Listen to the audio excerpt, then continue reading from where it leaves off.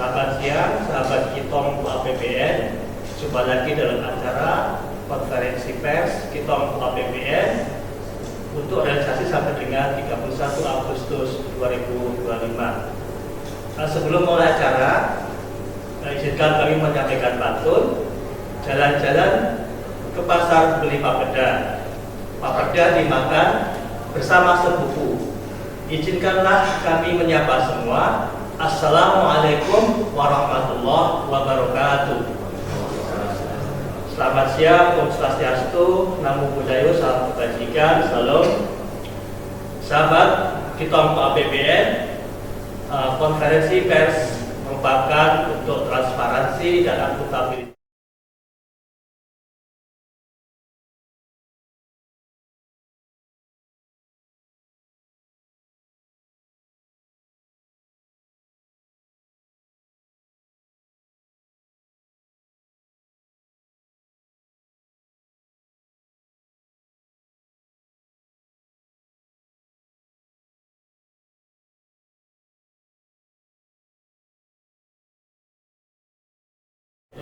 Sampai dengan 31 Agustus 2025. Untuk struktur perekonomian spasial tumbuh stabil pada semester 1 tahun 2025. Perekonomian Papua Barat tumbuh tinggi sebesar 11,11%. Situsi merupakan tertinggi kedua regional Maluku Papua.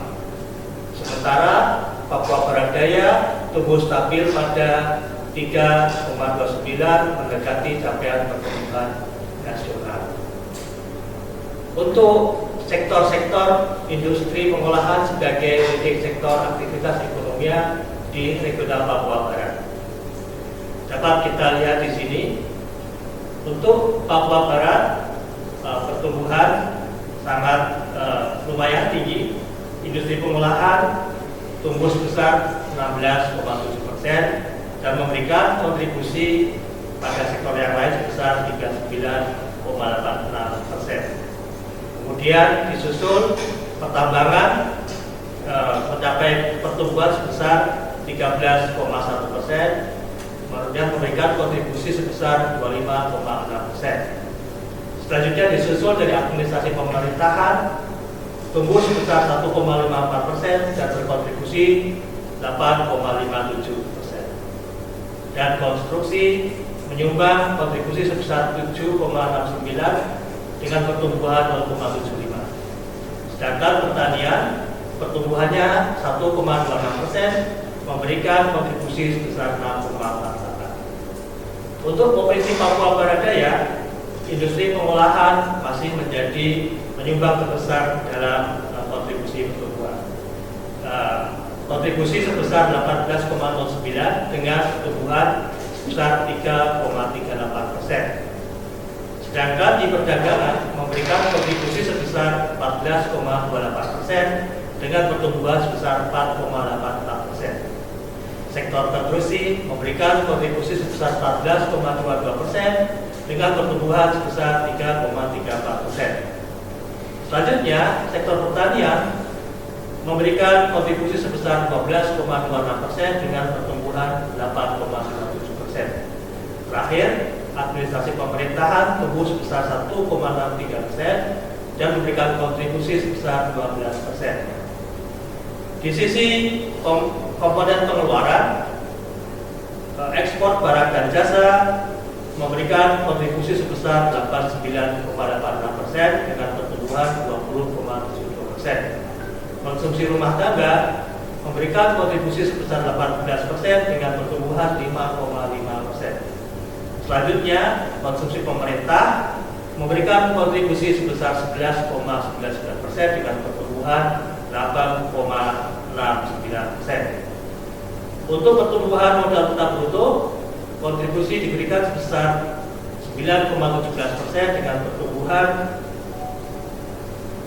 8,4%. Selanjutnya, untuk impor barang dan jasa, kontribusi sebesar 29,6% dengan pertumbuhan 7,54%. Untuk Provinsi Papua Barat Daya, ekspor barang dan jasa memberikan kontribusi sebesar 52,2% dengan pertumbuhan 25,7%. Konsumsi rumah tangga memberikan kontribusi sebesar 47,83% dengan pertumbuhan 5,67%. Konsumsi pemerintah memberikan kontribusi sebesar 19,3% dengan pertumbuhan 6,4%. Pembentukan modal tetap bruto memberikan kontribusi sebesar 15,8% dengan pertumbuhan 1,15%. Selanjutnya, konsumsi LLPT sebesar pertumbuhannya sebesar 12,59 dengan pertumbuhan dengan kontribusi sebesar 1,54%. Dan terakhir, import barang dan jasa memberikan kontribusi sebesar 35,08% dengan pertumbuhan sekitar 48,9%. Untuk PDRB yaitu pendapatan domestik regional bruto bisa kami sampaikan di sini. Regional Papua Barat Daya secara nasional itu kontribusinya sebesar 0,17%, sedangkan di Papua Barat kontribusinya sebesar 0,35%. Untuk Papua Barat Daya, distribusi terhadap regional Papua dan Maluku sebesar 6,25%, sedangkan di Papua Barat kontribusi terhadap PDRB wilayah Papua dan Maluku sebesar 13,09%. Untuk pertumbuhan Papua Barat Daya sebesar 3,99% berdasarkan situsi dan Papua Barat sebesar 11,11% berdasarkan angka situsi. Berdasarkan year on year, Papua Barat Daya pertumbuhan sebesar 3,19%, sedangkan di Papua Barat berkontraksi sebesar 0,23%. Secara nominal, PDRB di Papua Barat Daya sebesar 19.341 miliar berdasarkan angka dasar harga berlaku. Berdasarkan angka dasar harga konstan sebesar 12.800 miliar untuk di Papua Barat Daya. Sedangkan di Papua Barat, PDRB berdasarkan angka dasar harga berlaku sebesar 40.487 miliar. Berdasarkan angka dasar harga konstan, nilai PDRB Papua Barat sebesar 26.006 miliar. Selanjutnya kita bisa lihat di sini indikator ekonomi dan kesejahteraan. Pertumbuhan ekonomi tetap stabil, tingkat harga masih terkendali dan upaya peningkatan kesejahteraan terus dilakukan. Selanjutnya di sini pertumbuhan ekonomi, kalau kita lihat dibandingkan angka nasional, secara situsi angka nasional sekitar 4,99%. Di Provinsi Papua Barat, yang pertama pertumbuhan berdasarkan situsi sebesar 11,11%, sedangkan di Papua Barat Daya sebesar 3% berdasarkan situsi. Untuk angka inflasi, tercatat dua provinsi inflasinya di bawah angka nasional. Angka nasional tercatat 2,31, inflasinya berdasarkan year on year. Di Papua Barat Daya sebesar 1,88 year on year, sedangkan di Papua Barat terjadi deflasi 0,87 year on year. Untuk angka kemiskinan, baik Papua Barat dan Papua Barat Daya, angkanya masih kurang menggembirakan, yaitu lebih besar dari angka nasional. Kemiskinan secara nasional tercatat 8,47%. Di Papua Barat, angka kemiskinan sebesar 20,66% dan di Papua Barat Daya sebesar 17,05%. Untuk rasio Gini, untuk angka nasional sebesar 0,375. Sedangkan di Papua Barat tercatat 0,374 dan di Papua Barat Daya sebesar 0,363. Untuk nilai tukar petani, angka nasional menunjukkan 123,6, sedangkan di Papua Barat dan Papua Barat Daya masih di bawah angka nasional, masing-masing sebesar 100,9 untuk Papua Barat dan 101,2 di Papua Barat Daya. Demikian juga nilai tukar nelayan, kedua provinsi masih di bawah angka nasional. Secara nasional, nilai tukar nelayan sebesar 100,41 secara nasional, dan di Papua Barat dan Papua Barat Daya masing-masing 98,6 di Papua Barat Daya dan 96,3 di Papua Barat. Selanjutnya, indikator kesejahteraan bisa kita lihat di sini. Tren IPM cenderung meningkat dengan tantangan tingkat pengangguran neraca perdagangan tetap positif. Indeks pembangunan manusia di level nasional tercatat sebesar 75,02. Di Papua Barat dan Papua Barat Daya masih di bawah angka nasional, yaitu 67,69 di Papua Barat dan 69,65 di Papua Barat Daya. Untuk tingkat pengangguran terbuka, angka pengangguran di Papua Barat cukup bagus, masih di bawah angka nasional, yaitu sebesar 4,21, sedangkan angka nasional 4,76.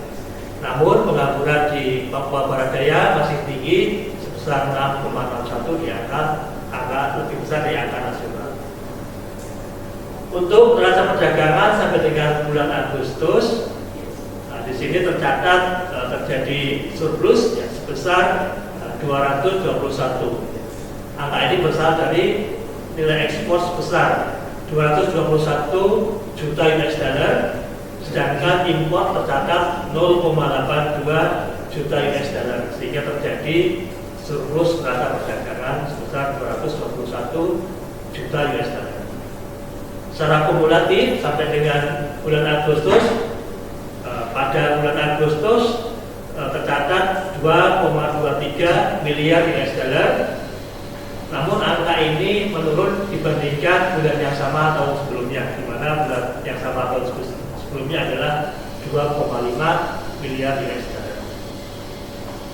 Nah, selanjutnya kita lihat bagaimana potret perkembangan fiskal nasional kita. Nah, di sini angka nasional bisa kita saksikan, pendapatan negara sampai dengan bulan Agustus sudah mencapai realisasi sebesar 1.638,7 triliun. Angka ini sudah mencapai realisasi sebesar 57,2 dari outlook. Sedangkan belanja negara tercatat 1.960,3 triliun. Angka ini sebesar realisasinya 55,6 terhadap outlook. Kemudian defisit yang terjadi adalah 321,6 triliun. Angka ini masih aman, masih di bawah maksimal persentase yang diamanatkan undang-undang, yaitu 135 di realisasinya, sedangkan di undang-undang maksimal adalah 3% dari PDB. Untuk keseimbangan primer sama dengan Agustus tercatat 22 triliun. Kemudian kebijakan pemerintah dengan adanya Bapak Menteri yang baru, Menteri Keuangan yang baru, yaitu kebijakan berupa penempatan kas negara dengan bunga rendah di bank komersial. Ini untuk mendorong bagaimana aktivitas ekonomi bisa lebih bergerak. Semua dana sebesar 200 triliun itu diarahkan untuk sektor yang produktif, termasuk pada penempatan negara pada bank umum. Nah, kalau kita saksikan di sini ada 5 bank umum, yaitu Bank Himbara, yaitu masing-masing Bank Mandiri mendapat penempatan sebesar 55 triliun. Kemudian juga Bank BNI juga sama 55 triliun, Bank BRI juga sama 55 triliun. Selanjutnya Bank BTN 25 triliun, dan terakhir yaitu Bank Syariah Indonesia sebesar 10 triliun. Kebijakan ini tentunya berdasarkan Keputusan Menteri Keuangan nomor 276 tahun 2025 tentang tingkat bunga uang pemerintah di Bank BUMN, yaitu bagaimana diatur bentuk deposito adalah on call, baik berupa syariah maupun konvensional dengan mekanisme tanpa lelang. Adapun tenornya yaitu adalah 6 bulan dan dapat diperpanjang. Sedangkan imbal hasil yaitu sebesar 80,47% dari bunga acuan Bank Indonesia. Penempatan uang di bank komersial ini tidak boleh digunakan untuk membeli surat berharga negara. Adanya kebijakan ini diharapkan akan meningkatkan likuiditas pada kelima bank tersebut, sehingga pada akhirnya bisa menurunkan cost of fund pada 5 bank himbara tersebut. Kemudian dengan adanya penempatan itu diharapkan kredit semakin tumbuh dan konsumsi dan investasi akan bergerak, sehingga pada akhirnya bisa menciptakan multiplier effect untuk pertumbuhan ekonomi. Hal ini merupakan sebuah kebijakan sinergi antara fiskal dan moneter yang terus diperkuat, dan juga peran Danantara dan swasta sebagai motor penggerak pertumbuhan. Strategi investasi ini diarahkan untuk sektor dengan multiplier yang tinggi dan mendukung sektor-sektor resilient yang padat karya.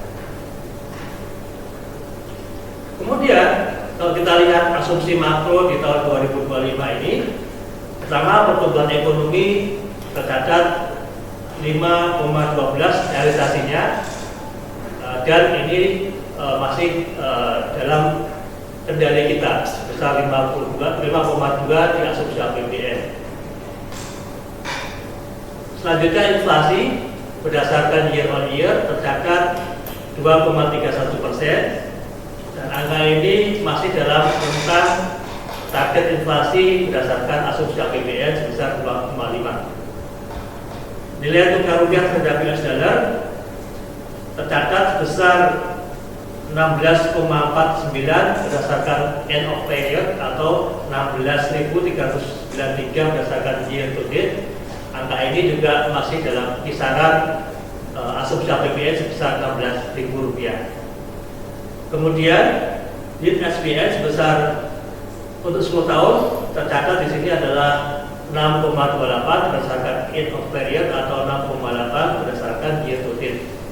Nah, angka ini juga masih dalam kendali di asumsi APBN sebesar 7%. Selanjutnya, harga minyak mentah Indonesia yaitu sebesar 66,07 US dollar US per barrel atau 69,28 US dollar per barrel. Harga minyak ini tentunya juga dipengaruhi oleh faktor geopolitik dan respon kebijakan negara-negara penghasil minyak yang tergabung dalam OPEC. Sedangkan lifting minyak tercatat 575.000 barel per hari, sedangkan di asumsi APBN adalah 605.000 barel per hari. Lifting gas realisasinya mencapai 980.000 barel setara minyak per hari, sedangkan di asumsi APBN sebesar 1.005.000 barel setara minyak per hari. Lifting minyak dan gas dioptimalkan melalui peningkatan investasi dan pengembangan teknologi. Selanjutnya bisa kita lihat di sini untuk perkembangan fiskal di regional Papua Barat. Untuk realisasi akun regional Papua Barat sampai dengan 31 Agustus 2025, kinerja APBN semakin baik, tetap solid, efisien dan kredibel dalam menjaga stabilitas ekonomi di regional Papua Barat. Pendapatan tren cenderung membaik, belanja negara semakin dipercepat realisasinya, baik dari KL maupun TKD juga perlu kita tingkatkan realisasinya. Untuk pendapatan negara tercatat sampai dengan Agustus sebesar 1,05 triliun rupiah. Angka ini kurang lebih sekitar 36% dari target penerimaan. Didominasi dari penerimaan perpajakan, yaitu dari penerimaan perpajakan sebesar 772,2 miliar. Ini juga mengalami kontraksi dari tahun sebelumnya sebesar 29. Untuk PNBP sebaliknya terjadi peningkatan sebesar 12,27% dari tahun sebelumnya, mencapai realisasi sebesar 277,6 miliar. Untuk belanja negara sampai dengan Agustus tercatat sebesar 13,5 triliun. Angka ini adalah 51% dari pagu anggaran. Sebagian besar adalah belanja transfer ke daerah sebesar 9,7 triliun.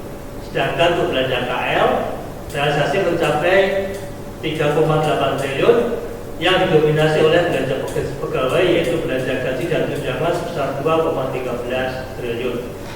Untuk belanja transfer ke daerah sudah mencapai realisasi sebesar 2,5 dari pagu anggaran. Realisasi ini terkontraksi 10% dibandingkan periode tahun 2024 dan dia menjadi dominasi dalam pengeluaran TKD sebesar 4,9 triliun. Selanjutnya untuk penerimaan dan belanja negara secara detail. Untuk pendapatan negara sebesar 1,05 triliun di Papua Barat. Sektor perpajakan sudah mencapai realisasi sebesar 321,7 miliar, yaitu angka ini sudah 12,4 dari target yang ditetapkan. Pertumbuhan terjadi pada PPH pasal 29 dan 25 badan sehubungan dengan peningkatan kinerja sektor industri pengolahan dan juga jasa angkutan laut. Penerimaan negara dari sektor PNBP sebesar 277,6 miliar. Angka ini sudah mencapai target 86,8%. PNBP didominasi oleh PNBP lainnya dengan capaian mencapai 117,5%. Di sisi belanja negara, berdasarkan parameter fungsi alokasi tahun 2025 didominasi oleh fungsi pelayanan umum, di mana alokasinya sebesar 21,04 triliun dan sudah terrealisasi sebesar 10,4 atau mencapai 47,7%. Untuk belanja transfer ke daerah, realisasi sebesar 9,7 triliun atau mencapai 52,5 dari pagu yang ditetapkan. Untuk dana otsus tahap 1 sudah tersalur semua Pemda dan saat ini memasuki tahap 2 penyaluran dana otsus. Selanjutnya bisa kami sampaikan di sini untuk kinerja pelaksanaan APBD regional, belanja APBD seluruh Pemda secara kumulatif masih rendah dan kemandirian masih belum optimal. Dukungan belanja transfer APBN ke APBD regional sebesar 92,78% diharapkan bisa memperkuat sinergi pemerintah pusat dan daerah dalam mewujudkan pembangunan yang merata, mendorong peningkatan kualitas layanan publik, serta mempercepat pengentasan kemiskinan dan ketimpangan di wilayah regional Papua Barat. Untuk pendapatan secara kumulatif ya APBD di Papua Barat sebesar 9,3 triliun atau realisasi sebesar 41,98%.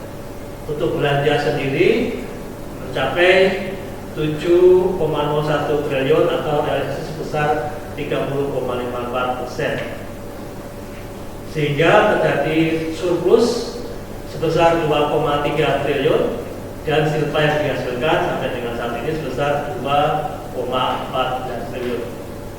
Untuk belanja di daerah, pegawai mendominasi dalam penyerapan APBD sebesar 43,51%, kemudian disusul barang dan jasa sebesar 29,4% dari pagu, dan belanja modal masih rendah, penyerapannya sebesar 6,32% dari pagu APBD.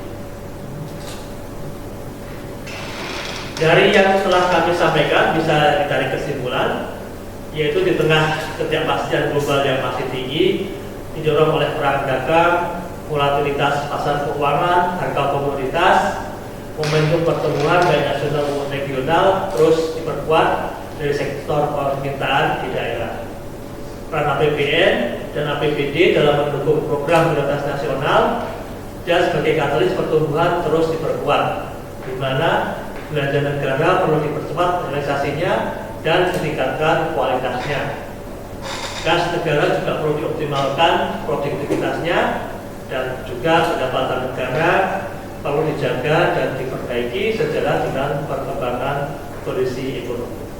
Nah, baiklah, untuk selanjutnya kita simak sama-sama bagaimana kinerja penerimaan negara untuk APBN di regional Papua Barat.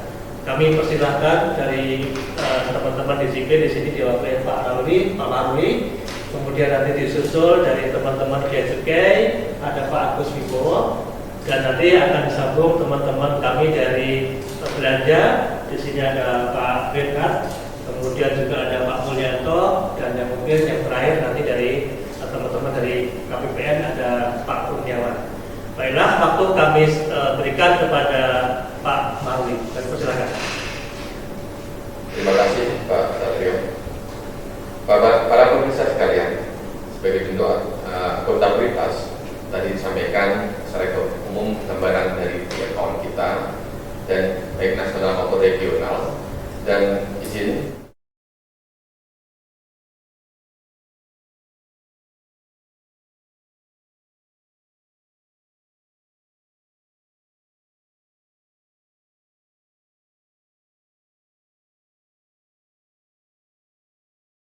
di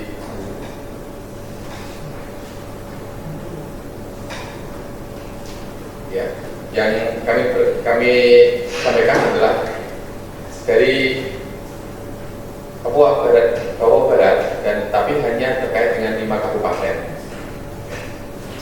Terkait dengan 5 kabupaten di luar dari kabupaten Pakpak dan juga Kabupaten Kaimanan, karena itu bukan wilayah kerja kami. Nah, ini skandal yang pertama. Yang kedua, kita lihat bahwa dari penerimaan yang kita lihat sini, dari tadi disampaikan bahwa penerimaan kita masih sangat masih di bawah dari nasional.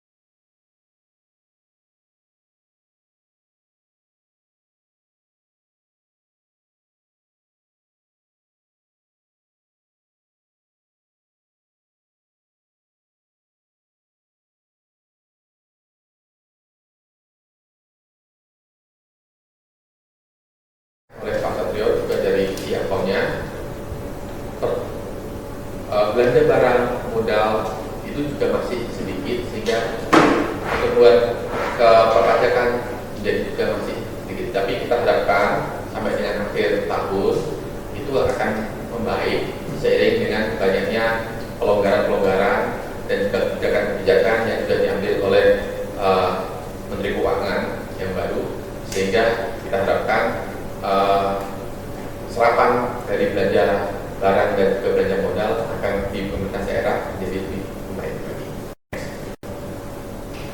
Ini komparasi penerimaan dari tahun 2024 ke tahun 2025, dan kita melihat itu minus 46. Meskipun minus 46 nya tidak semuanya disebabkan oleh kondisi ekonomi, karena memang dari minus 46% dari 2024 ke 2025 ini karena ada perpindahan dari proses pengawasan. Tahun 2024 untuk wajib pajak cabang masih bisa dianalisasikan di KPP Manawari, sedangkan tahun 2025 kita hanya menjalankan yang pusatnya di sini, sedangkan yang cabang-cabang dan pusatnya di Manawari, pembayaran pajaknya dianalisasikan di KPP pusatnya. Dan ini penyebabnya tadi kita sampaikan bahwa efisiensi anggaran belanja modal itu akan masih menekan pajakan, kemudian kebijakan sistem belanja pegawai banyak juga dari instansi baik Polri dan sebagainya yang belanja untuk pegawainya itu dilakukan di pusat, sehingga pajaknya itu dibayarkannya juga di pusat. Oke, next. Dan di luar dari penerimaan tadi kita juga ada update isu bahwa untuk penerimaan yang masih tertekan di sini, maka kita melakukan kegiatan optimalisasi penerimaan. Jadi bagaimana caranya kita menambah pajak bayar dan bayarnya juga teratur, dan juga menjadi pembayarannya pembayaran yang wajar. Dan juga kita melakukan sinergi dengan KPPN, dengan KPP, dan juga banyak dengan Satker maupun dari Pemda, untuk agar bisa menjadi lebih baik, kita bisa mengawasi dan juga bisa bottleneck terkait dengan serapan anggaran bisa kita atasi dan perpajakan menjadi lebih baik lagi.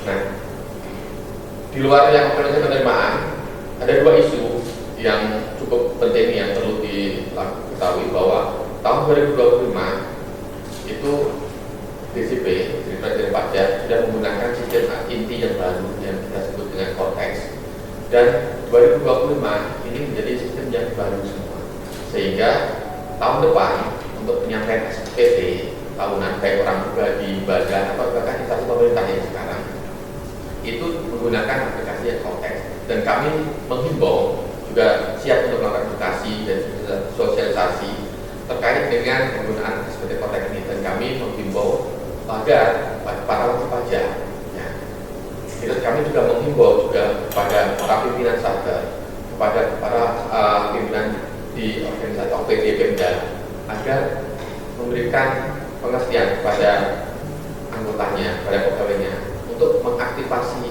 Cortex dan membuat kode otorisasi, sehingga kewajiban SPT tahun depan dimulai dari Januari sampai dengan Maret itu menjadi lebih lancar lagi, karena semuanya akan dilakukan menggunakan Cortex. Kemudian dukungan yang terakhir, dukungan yang kita terkait dengan program nasional, programnya itu terkait dengan koperasi desa Merah Putih. Jadi terdapat 326 koperasi yang belum ber-NPWP, dan kami sudah memberikan dukungan dengan memberikan NPWP tanpa perlu koperasi tersebut datang kepada KPP, sehingga kita harapkan target 326 yang belum ber-NPWP ini kita bisa selesaikan sampai dengan tanggal 30 September. Untuk para pengurus koperasi, untuk dinas koperasi baik di provinsi maupun di kabupaten, tolong disampaikan bahwa koperasinya sudah kita berikan NPWP. Untuk bisa mengaktifasi Cortex-nya, silakan datang ke KPP, bisa juga telepon, bisa juga memberikan edukasi, kita berikan edukasi dalam bentuk video dan bisa diakses melalui kanal YouTube kami. Ya. Jadi untuk lapor tahun depan, ayo kita aktifkan akun Cortex dan kode otorisasi di Cortex. Terima kasih. Assalamualaikum warahmatullahi wabarakatuh. Terima kasih Pak Maruli atas insight-nya. Barangkali dari Pak Agus silakan dilanjutkan. Ya, terima kasih Pak Sakri. Assalamualaikum warahmatullahi wabarakatuh. Selamat siang Bapak Ibu sekalian. Pada kesempatan ini akan kami sampaikan kinerja dari kantor pengawasan dan pelayanan bea dan cukai Manokwari sebagai salah satu kantor bea cukai yang berada di provinsi Papua Barat. Untuk tusi dari bea cukai selaku revenue collector dapat kami sampaikan terkait penerimaan dari kinerja impor sampai dengan bulan Agustus tahun 2025 ini. Kami sampaikan bahwa penerimaan negara itu untuk kantor pengawasan dan pelayanan bea dan cukai Manokwari itu ditopang oleh impor bahan baku dan bahan penolong untuk mendukung kegiatan produksi dari PT Konsues Papua, yaitu natural gypsum dan Australian steel core. Adapun penerimaan negara yang didapat yang melalui pemberitahuan impor barang yang diajukan ke kantor bea cukai Manokwari itu untuk tahun 2025 sampai dengan Agustus sebesar 28.435.920.000. Penerimaan tersebut secara year-on-year tumbuh sebesar 60,51% dibandingkan tahun 2024 pada periode yang sama. Dan angka tersebut terdiri dari angka biaya masuk, PPN impor, dan PPN eksportasi. Adapun untuk tonase sampai dengan Agustus 2024, tonasenya adalah 114.600 ton atau tumbuh 12,29% dibanding tahun 2024, sedangkan nilai impornya 12.758.657 US dollar, turun 9,67%. Selanjutnya untuk kinerja ekspor, kami juga menyampaikan bahwa kinerja ekspor untuk kantor pengawasan dan pelayanan bea dan cukai Manokwari adalah untuk pelayanan terhadap PT Konsues Papua. Di sini kinerja ekspor ditopang dari ekspor atas produk berupa semen clipper, hydraulic semen, dan Portland composite semen. Adapun untuk sampai dengan Agustus 2025 sudah ada 204.715 ton komoditi ekspor yang artinya tumbuh 17,35% dari tahun 2024 yang 234.094 ton. Untuk nilai ekspornya sendiri sampai dengan Agustus 2025 adalah sebesar 10.069.830 US dollar, tumbuh 4,47% dari tahun 2024 yang sebesar 9.639.262 US dollar. Adapun tujuan negara ekspor terdiri dari Bangladesh, Papua New Guinea, Timor Leste, Taiwan, dan Australia.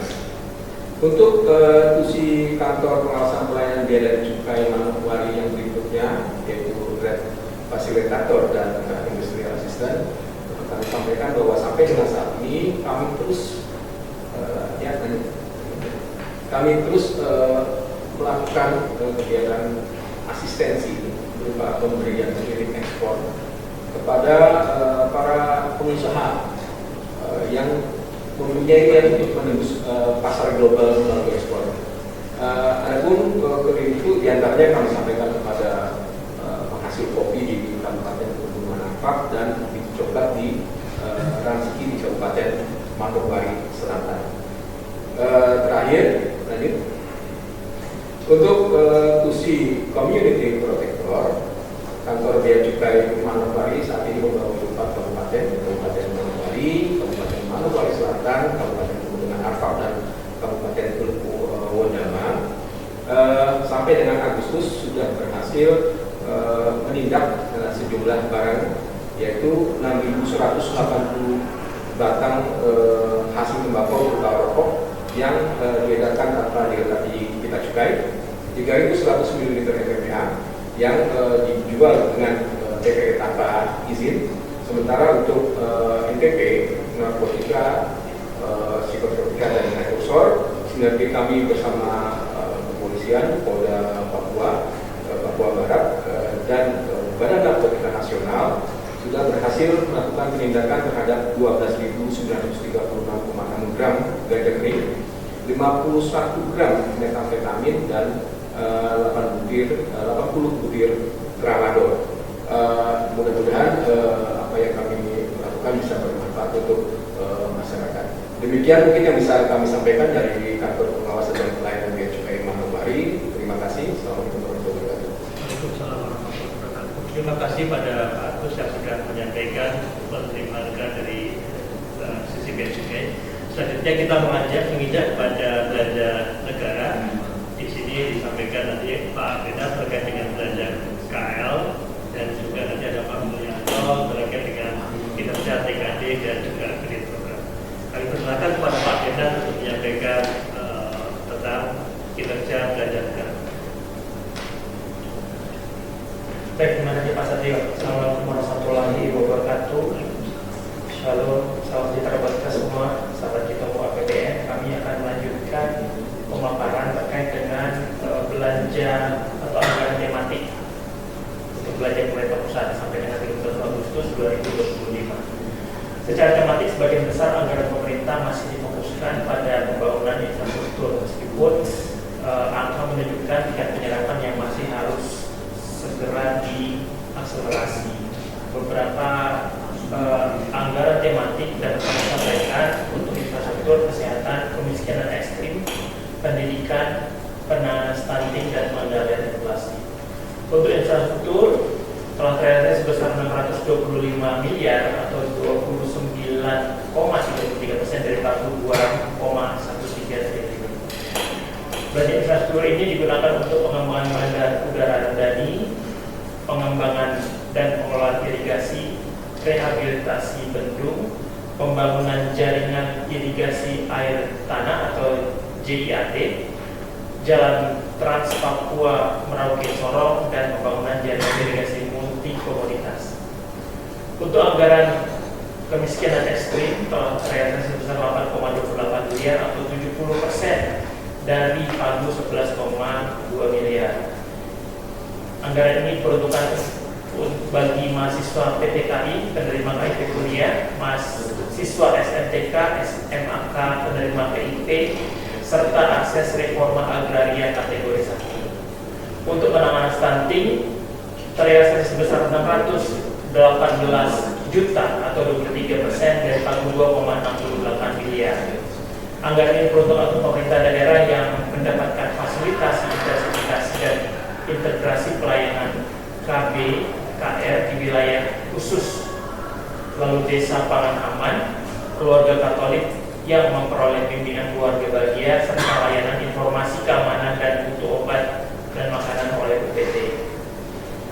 Di bidang kesehatan terrealisasi sebesar 58,03 miliar atau 43% dari pagu sebesar 134 miliar.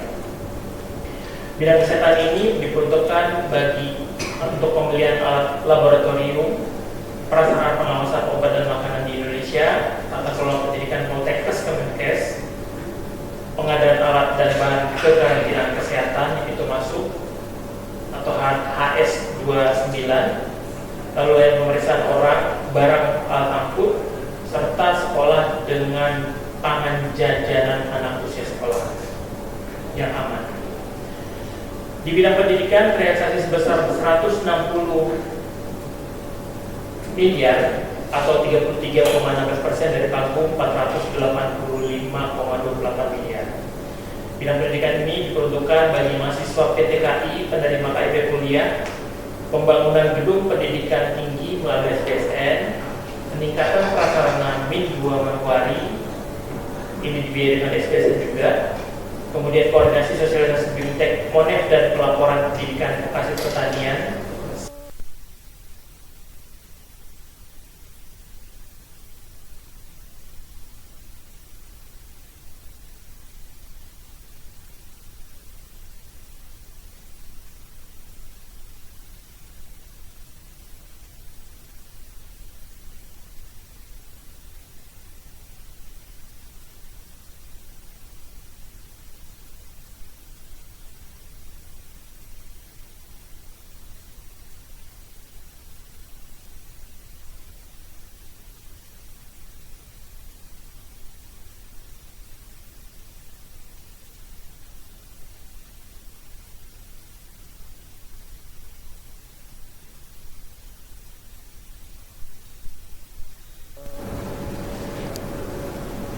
Beberapa proyek infrastruktur strategis mencatat progres realisasi yang masih cukup rendah dengan capaian di bawah 50%, termasuk output prioritas nasional yang didanai melalui SPSN. Sebagai gambaran atas capaian output fisik APBN, regional Papua Barat telah dilaksanakan sejumlah proyek yang merupakan kegiatan prioritas nasional. Salah satunya adalah pembangunan irigasi di Bonggerai, Kabupaten Papua dengan pagu kontrak sebesar 28,46 miliar, telah terrealisasi sebesar 8,89 miliar. Selain itu, untuk mendukung konektivitas dan kelancaran transportasi, pemerintah juga melaksanakan pengembangan bandar udara Rendani berupa pelapisan runway, taxiway, dan apron. Dari pagu sebesar 61,03 miliar telah terrealisasi sebesar 48,54 miliar atau 79,65%. Secara keseluruhan di tabel di sebelah kanan, realisasi belanja prioritas nasional di wilayah Papua Barat dan Papua Barat Daya tercatat sebesar 87,32 miliar dari pagu 512,79 miliar atau 17,03%. Selanjutnya, terkait dengan anggaran Perlinsos, sebagian besar belanja bantuan sosial, tadi kita bicara belanja barang dan belanja modal. Belanja bantuan sosial di Papua Barat dialokasikan untuk program bantuan pangan non tunai atau BPNT yang ditujukan bagi puluhan ribu keluarga penerima manfaat atau KPM di wilayah ini. Realisasi sampai dengan 31 Agustus 2025 sebesar 168,02 miliar. Ini penyaluran dananya melalui Kemensos dalam bentuk BPNT sebesar 137,39 miliar bagi 213.000 keluarga penerima manfaat, program keluarga harapan sebesar 49,87 miliar bagi 64.000 lebih keluarga penerima manfaat, serta YAKI sebesar 709,21 juta bagi 1.291 peserta.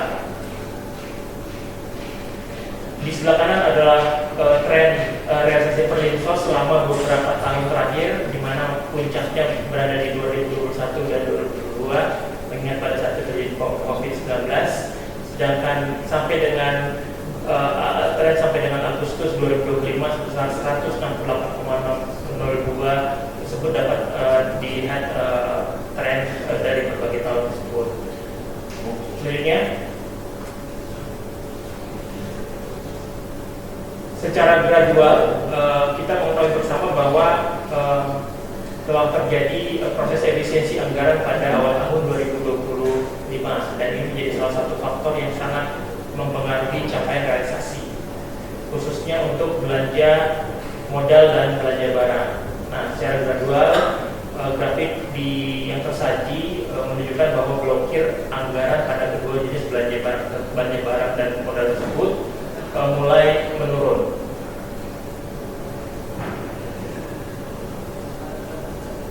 Kemudian peningkatan realisasi pada kedua pos belanja barang dan modal tersebut dapat terlihat setelah dibukanya blokir anggaran pada sekitar bulan Maret 2025. Di sebelah kiri grafik menunjukkan bahwa terjadi peningkatan realisasi dan sisa pagu bersih seiring dengan berkurangnya blokir anggaran. Sementara tren blokir berdasarkan jenis belanja dapat dilihat di grafik di sebelah kanan. Sejalan dengan kebijakan efisiensi anggaran, salah satu pos yang mengalami efisiensi anggaran adalah belanja perjalanan dinas, di mana hingga akhir Agustus 2025, Kanwil DJPB Provinsi Papua Barat mencatat adanya blokir perjalanan dinas sebesar 158,26 miliar pada 398 satuan kerja. Demikian kami sampaikan paparan terkait dengan belanja pemerintah pusat. Saya kembalikan ke Pak Setio. Terima kasih Pak Ben yang sudah menyampaikan informasi terkait dengan kinerja belanja pusat. Selanjutnya akan disampaikan Pak Mulyono Sawal di sini terkait dengan kinerja TKD dan kredit program. Pak persilahkan. Terima kasih Pak Satrio. Saudara-saudara sekalian, pemerhati KPM, pada sesi ini saya akan menyampaikan perkembangan kerja penyaluran TKD transfer ke daerah dan penyaluran kredit program di regional Papua Barat sampai dengan 31 Agustus 2020. Kita akan mulai dengan perkembangan kinerja penyaluran TKD di Provinsi Papua Barat, di mana sampai dengan 31 Agustus 2025 TKD telah tersalur sebesar 5,7 triliun. Hal ini berarti telah mencapai 52,3% dari total alokasi 10,9 triliun. Kalau kita tinjau dari persentase penyaluran, Pemda dengan penyaluran yang relatif paling tinggi adalah Pemda Papua sebesar 60,5%, sedangkan paling rendah adalah Provinsi Papua Barat sebesar 43,4%. Kalau kita tinjau dari komponen TKD itu sendiri,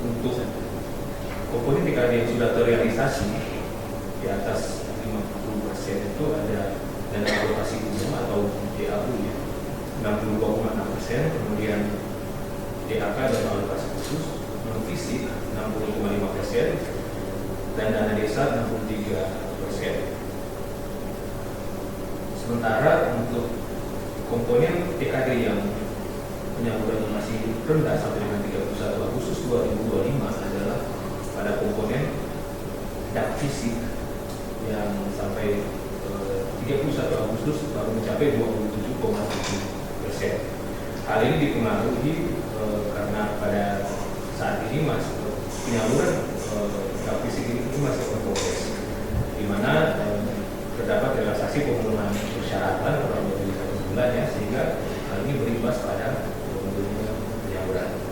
Selanjutnya untuk otsus sampai dengan 31 Agustus baru mencapai 30%. Kalau kita lihat di keseluruhan Pemda persentasenya sama 30%. Ini adalah penyaluran otsus tahap 1 dan saat ini seluruh Pemda itu masih dalam proses untuk pemenuhan syarat salur otonomi khusus atau otsus untuk yang tahap 2, di mana proses yang ada itu pada penyelesaian RAP Silpa khusus.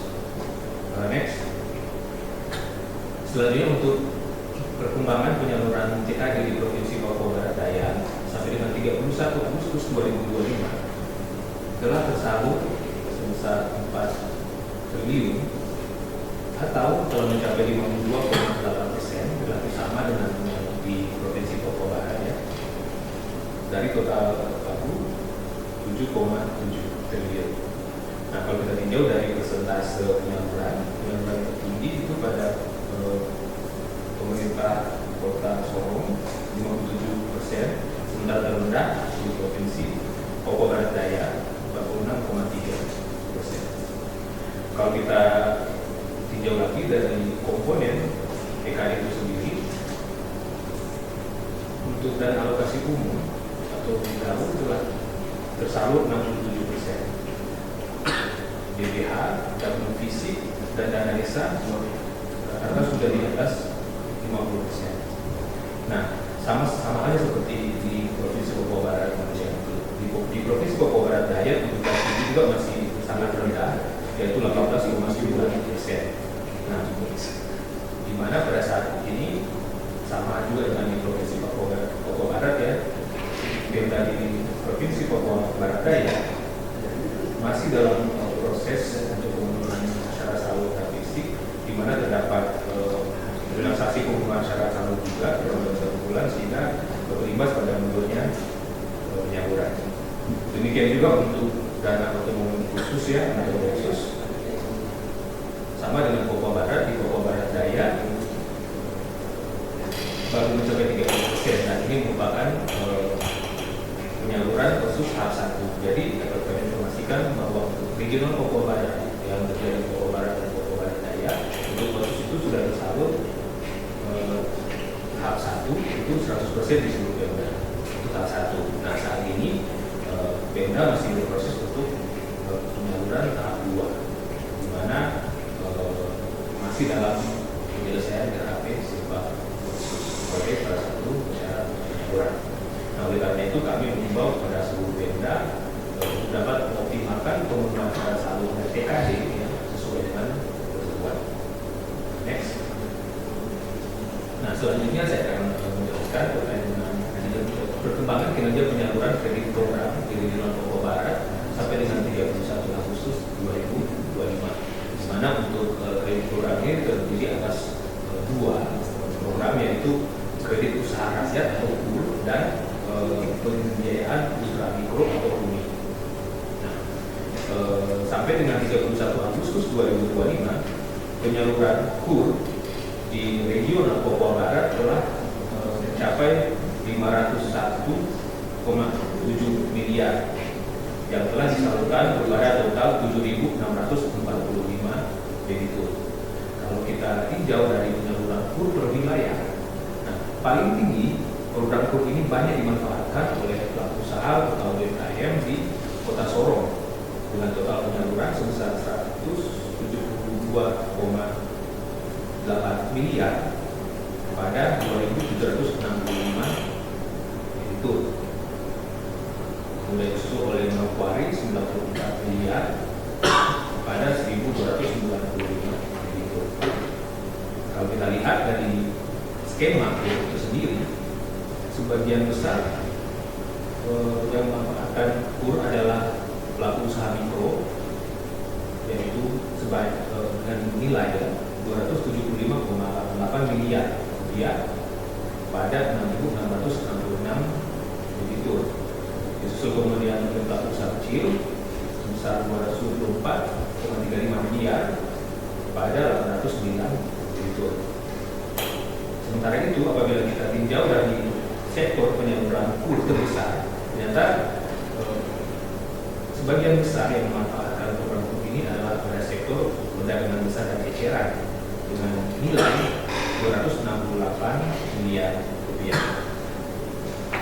Kemudian untuk kinerja penyaluran pembiayaan ultramikro atau UMI sampai dengan 31 Agustus 2025 di Regional Papua Barat telah tersalur sebesar 7 miliar rupiah kepada 1.246 debitur. Kalau kita tinjau dari penyaluran UMI per wilayah, sebagian besar program UMI ini dimanfaatkan oleh para pelaku usaha di Kabupaten Sorong sebesar 2,5 miliar atau 463 debitur. Kemudian Kabupaten Pampak 2,2 miliar oleh 421 debitur. Nah, 100% dari program UMI ini adalah penyalurannya menggunakan akad konvensional. Sementara 98,8% penyaluran UMI itu untuk sektor perdagangan besar dan eceran. Nah, saudara-saudara pemerhati di kelompok APBN, melalui KUR dan UMI ini pemerintah membuka akses pemodalan yang luas sebenarnya untuk masyarakat, terutama untuk UMKM sebagai salah satu pilar penggerak ekonomi nasional. Oleh karena itu, mari kita manfaatkan peluang ini untuk kita tumbuh bersama, memperkuat usaha dan mewujudkan kemandirian ekonomi masyarakat. Demikian dari saya kembalikan kepada Terima kasih pada Pak Mulyanto Sawala sudah menyampaikan informasi terkait kinerja TKD dan juga kredit program di Regional Papua Barat.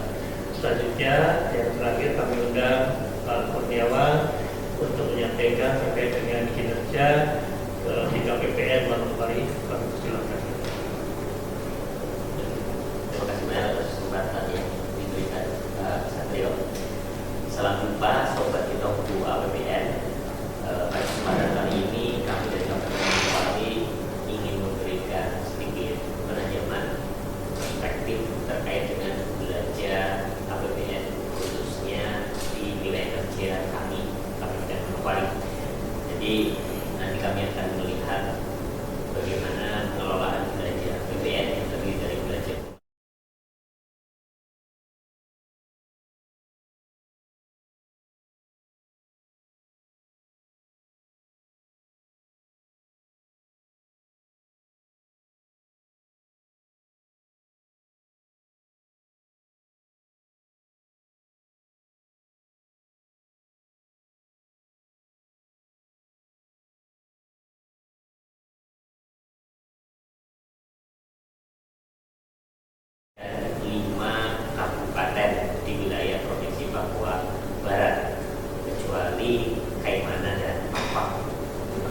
Dan pada tahun 2025 ini KPPN Manokwari mengelola kurang lebih 13,997 triliun rupiah yang dirinci pada dua kelompok jenis belanja, ya. Ada belanja pemerintah pusat dengan total 4,52 triliun terdiri dari belanja pegawai, barang modal, bansos dan lainnya, serta belanja transfer ke daerah dengan total 9,47 triliun yang dirinci pada berbagai jenis transfer ke daerah, mulai dari TPA, DAU, fisik, khusus, insentif fiskal, dan non fisik, dan dana desa. Per 31 Agustus 2025 kita bisa melihat bahwa kinerja belanja APBN di wilayah kerja KPPN Manokwari ini menunjukkan capaian yang cukup baik meskipun memang menghadapi sejumlah tantangan. Realisasi total APBN mencapai 6,46 triliun rupiah atau 46,1% dari pagu atau alokasi yang dikelola oleh KPPN Manokwari. Dari sisi realisasi belanja pemerintah pusat tercatat sebesar 2,1 triliun atau 46,6% dari pagu. Angka ini mengalami kontraksi 22,5% year on year. Namun jika dibandingkan bulan sebelumnya mengalami pertumbuhan 16,2% secara pertemuan. Dan belanja terbesar masih didominasi oleh belanja pegawai dengan nilai capaian 69%, sementara belanja barang, modal, bantuan sosial dan lainnya masih cukup bervariasi dengan rentang capaian antara 27,9% hingga 46,6%. Sementara itu untuk jenis belanja transfer ke daerah mencapai 4,35 triliun rupiah atau 45,9% dari pagu. Realisasi TKD ini terkontraksi 12,8% secara year on year, meskipun secara momentum sebenarnya pertumbuhannya mulai ada laju yang akseleratif 19,5% dibandingkan periode sebelumnya. Dan komponen belanja TKD ini kinerjanya pun relatif bervariasi seperti belanja pemerintah pusat, dengan catatan bahwa dana desa termonitor memiliki realisasi tertinggi mencapai 63,3%, diikuti dana fisik 58%, dana alokasi umum 53,9%, serta dana insentif fiskal sebesar 50%.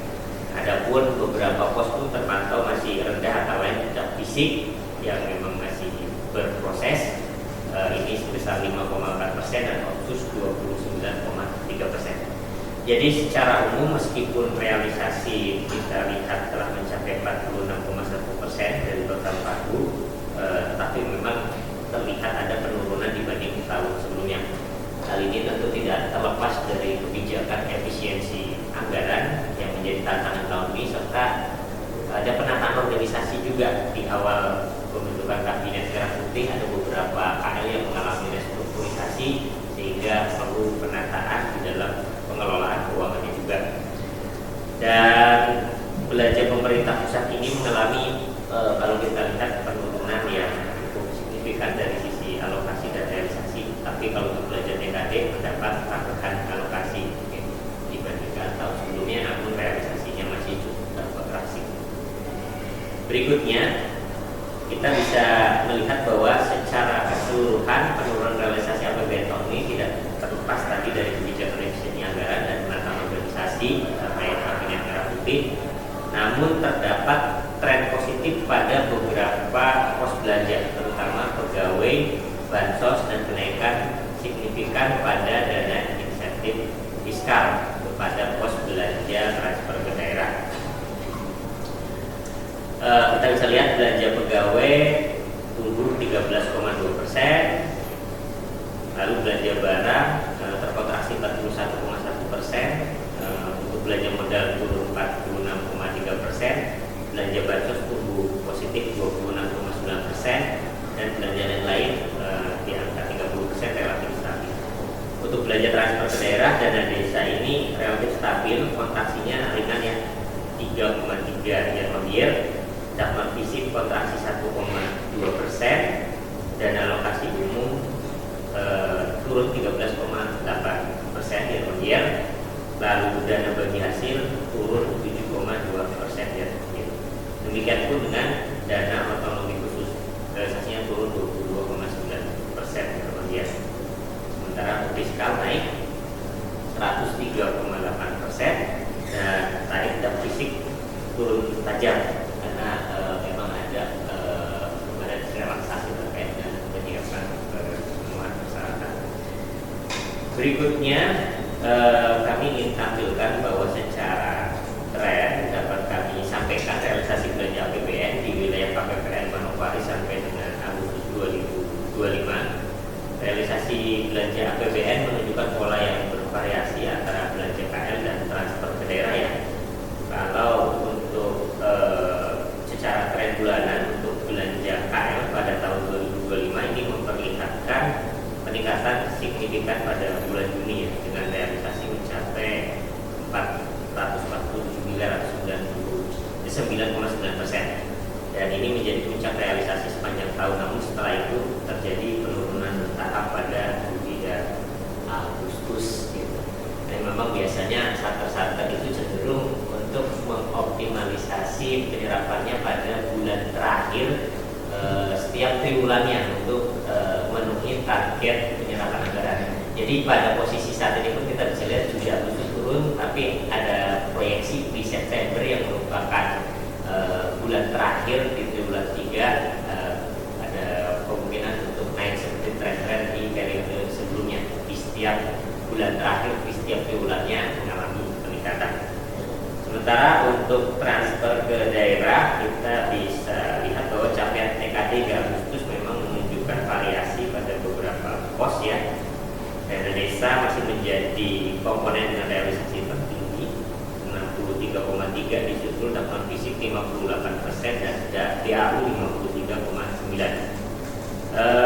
Untuk fisik sendiri ini sangat rendah mencapai 5,4%, turun jauh dari tahun sebelumnya. Tapi untuk fisik kita bisa sampaikan untuk fisik bertahap sudah disalurkan tuntas 100% di bulan Agustus ini, dan untuk periode saat ini sedang berproses ada beberapa yang sudah masuk pencairan di tahap 2. Sementara untuk yang sekaligus yang tanpa rekomendasi ya itu sudah cair semuanya, tinggal menunggu yang dengan rekomendasi karena memerlukan persyaratan berupa BAST penyelesaian pekerjaan untuk penyelesaiannya. Untuk dana Otsus Papua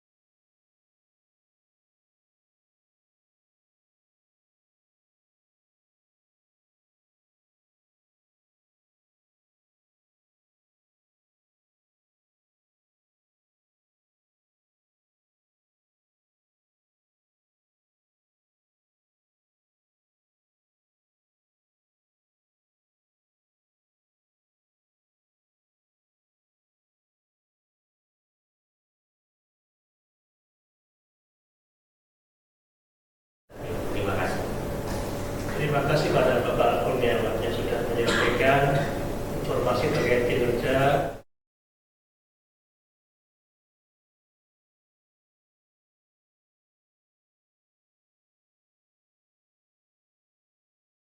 konferensi pers pada siang sampai sore hari ini. Semoga informasi yang kami sampaikan bisa bermanfaat dan memberikan kontribusi nyata dalam pembangunan Papua dan juga memberikan kesejahteraan bagi masyarakat sekitarnya. Burung Irian, burung cendrawasih. Cukup sekian dan terima kasih. Kemenq 1, Kemenq